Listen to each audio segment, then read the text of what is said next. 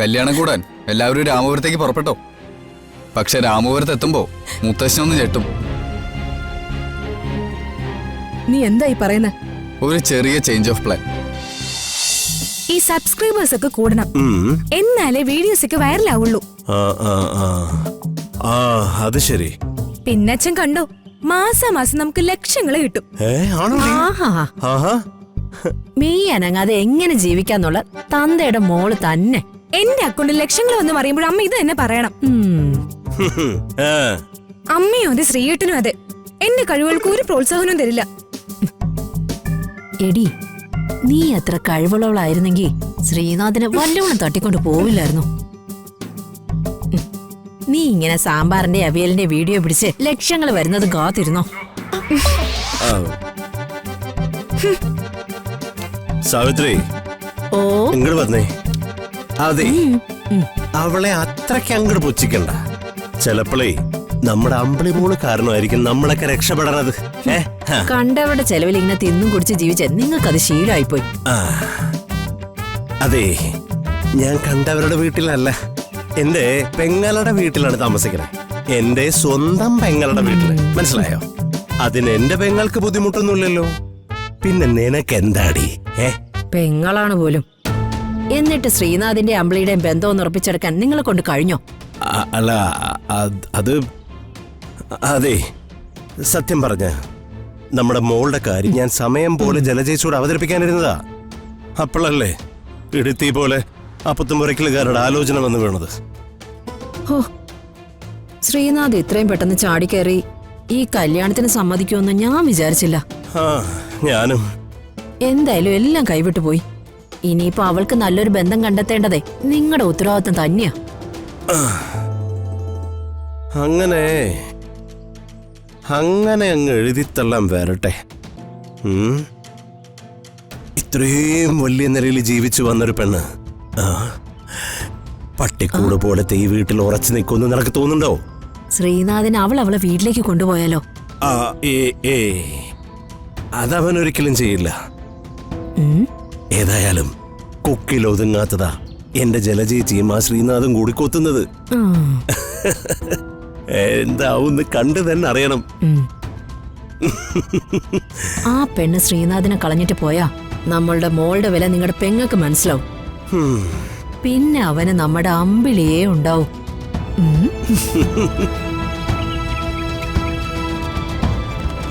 ഇങ്ങോട്ടോ. അയ്യോ, എന്താ ഇങ്ങനെ ആലോചിച്ചോണ്ടിരിക്കുന്നത്? കപ്പലല്ലോ മുങ്ങിപ്പോയോ? അല്ല, പാവം അമ്മു. അയ്യടാ, അവളുടെ അച്ഛനില്ലാത്ത സങ്കടം നിങ്ങൾക്ക് എന്തിനാ മനുഷ്യ?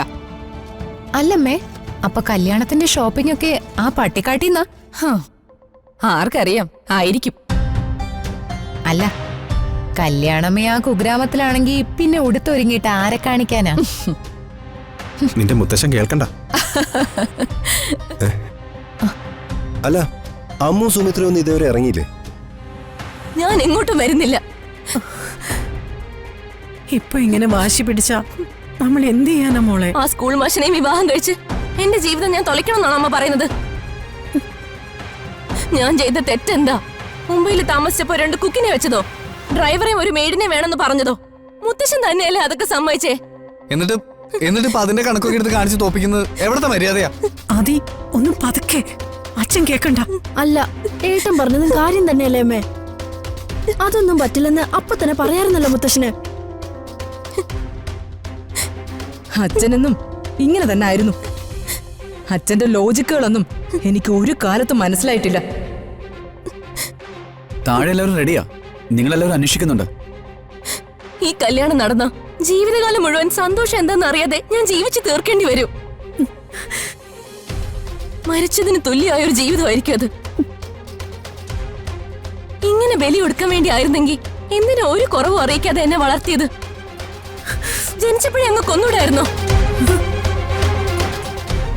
അതായിരുന്നു ഇതിലും ഭേദം.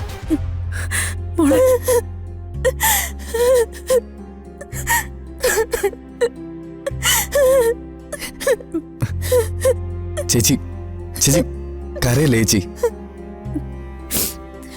കരയല്ലേ? ഈ കല്യാണത്തിൽ നിന്ന് അമൃതേച്ചിയെ ഞാൻ രക്ഷിക്കും. കല്യാണം കൂടാൻ എല്ലാവരും രാമപുരത്തേക്ക് പുറപ്പെട്ടോ.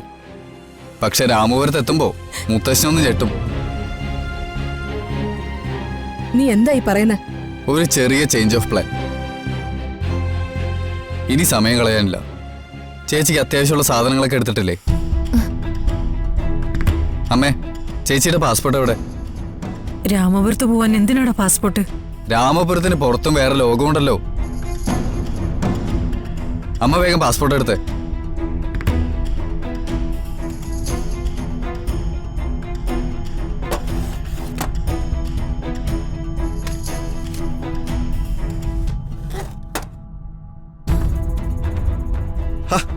ഇതെത്ര നേരമായി? എന്താ ഇത്ര താമസം? ഏയ്, എന്ത് താമസം? ഞങ്ങള് റെഡിയാ. ദേ അച്ഛ ഇപ്പൊ ഇറങ്ങും, പിന്നെ ലേറ്റ് ആവാൻ പറ്റില്ല. ഞങ്ങളിത് താഴത്തേക്ക് ഇറങ്ങി തുടങ്ങായിരുന്നു വലിച്ച.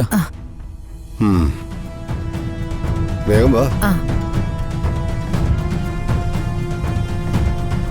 ഇഷ്ടമില്ലാത്തൊരു വിവാഹത്തിലേക്ക് എന്റെ ചേച്ചിയെ തള്ളിവിടാൻ എനിക്ക് ജീവനുള്ളപ്പോ ഞാൻ സമ്മതിക്കില്ല. ആദി, നീ എന്താ ചെയ്യാൻ പോന്നേ? ചേട്ടാ, പ്ലാൻ എന്താണെന്നൊന്ന് പറ. എല്ലാവരും രാമപുരത്ത് എത്തുമ്പോ അമൃതേച്ചി മാത്രം ഉണ്ടാവില്ല. അപ്പോഴേക്കും ചേച്ചിയെ സേഫായി വേറൊരിടത്ത് എത്തിച്ചിരിക്കും. ബാക്കി എന്താന്ന് വെച്ചാ വരുന്നിടത്ത് വെച്ച് ഞാൻ നേരിട്ടോളാം. ഈശ്വര, ഇങ്ങ് താമേ. എടാ നീ വന്നേ, കുറച്ച് കാര്യങ്ങൾ സെറ്റ് ചെയ്യാനുണ്ട്. വാ.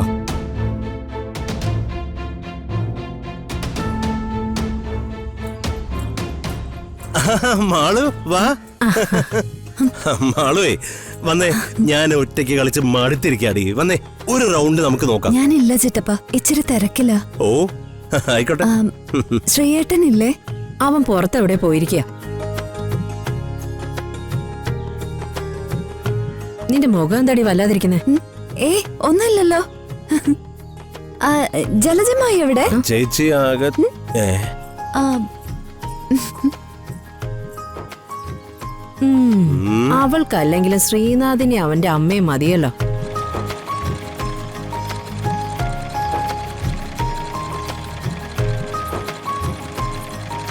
അമ്മായി.